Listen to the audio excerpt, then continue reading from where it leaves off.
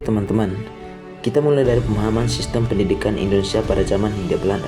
Pada zaman tersebut, sekolah memiliki tingkat golongan dan status kebangsaan yang membedakan. Pertama, ada sekolah LS atau singkatan dari Optie Negeri School. Sekolah ini diwajibkan belajar selama 7 tahun dengan bahasa yang digunakan adalah bahasa Belanda. Namun, hanya golongan bangsawan tinggi bumi putra yang dapat bersekolah di sini. Yang kedua adalah sekolah HIS atau singkatan dari Holland Inland School. Sekolah ini juga memiliki sistem pendidikan yang sama seperti ELS. Namun yang membedakan adalah orang bukan dari bangsawan yang dapat mengikuti sekolah ini. Seiring berkembangnya sistem pendidikan, tepatnya di tahun 1914, HIS membuat dua sistem penggolongan berdasarkan etnik dari setiap siswa.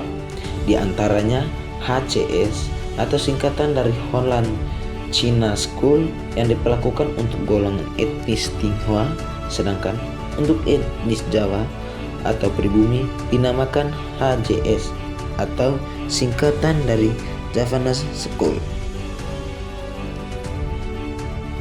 Selain dari sekolah-sekolah yang sudah dibahas tadi, masyarakat pribumi sudah sejak lama mendirikan sekolah bernama Vokal School yang artinya sekolah rakyat tanpa membedakan golongan. Semua orang berhak mendapatkan pendidikan dari sini. Namun, sistem belajar pendidikan di sekolah rakyat hanya diwajibkan selama 3 tahun untuk bersekolah dan mendapatkan ijazah. Disinilah ijazah menjadi letak perbedaannya, di mana lulusan sekolah Vokal School tidak bisa disamakan dengan ijazah HIS. Apabila ingin disamakan, maka mereka harus bersekolah kembali selama 5 tahun di Skill School, yang diartinya sekolah sambung. Dengan memahami sistem pendidikan di zaman Hindia Belanda, kita dapat mengerti betapa susahnya masyarakat kita dulu untuk mendapatkan pendidikan yang layak dan nyaman seperti sekarang ini. Selanjutnya kami akan memberikan penjelasan tentang kurikulum. Jadi ada beberapa kurikulum yang digunakan di dalam proses pembelajaran, yaitu yang pertama kurikulum Rencana Pelajaran 1947.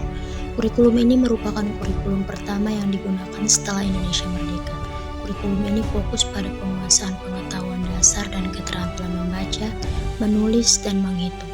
Kurikulum ini masih sangat sederhana dan bersifat umum, sehingga diganti dengan kurikulum Rencana Pelajaran Terurai 1952.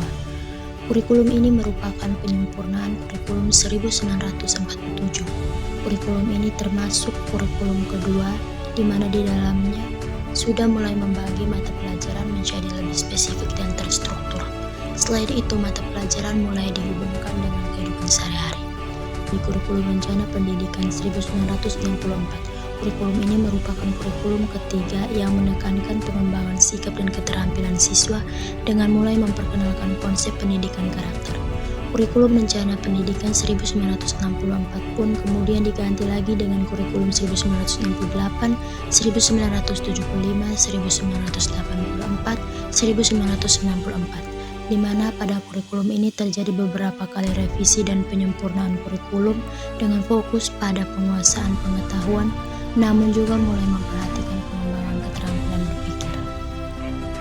Selanjutnya diganti oleh kurikulum berbasis kompetensi atau KBK 2004, merupakan perubahan besar dalam sistem pendidikan Indonesia. Kurikulum ini menekankan pada pencapaian kompetensi siswa, baik pengetahuan, keterampilan maupun sikap, tetapi diganti lagi oleh kurikulum tingkat satuan pendidikan atau KTSP 2006, di mana sekolah diberikan kewenangan lebih besar dalam menyusun silabus dan materi pembelajaran. Tetapi dengan berjalannya waktu diganti lagi oleh kurikulum 2013. Kurikulum 2013 menekankan pada pengembangan karakteristik siswa, pembelajaran aktif, dan pemanfaatan teknologi. Tetapi kurikulum ini juga diganti oleh kurikulum Merdeka, di mana kurikulum terbaru yang lebih menekankan pada pengembangan kompetensi abad 21 dan pembelajaran yang berpusat pada siswa. Kurikulum ini berfokus juga pada metode pembelajaran atau tergantung pada minat dan bakat siswa itu sendiri.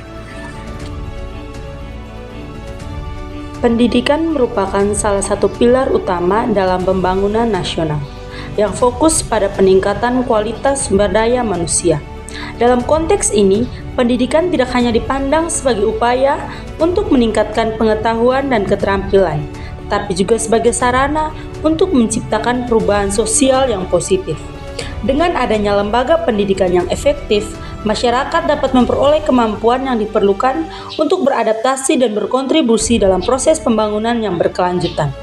Selain itu, pendidikan juga berperan dalam membentuk karakter dan etika individu yang sangat penting dalam menciptakan masyarakat yang sejahtera dan harmonis. Di era globalisasi, tantangan yang dihadapi semakin kompleks, sehingga pendidikan harus responsif terhadap kebutuhan masyarakat dan perkembangan zaman.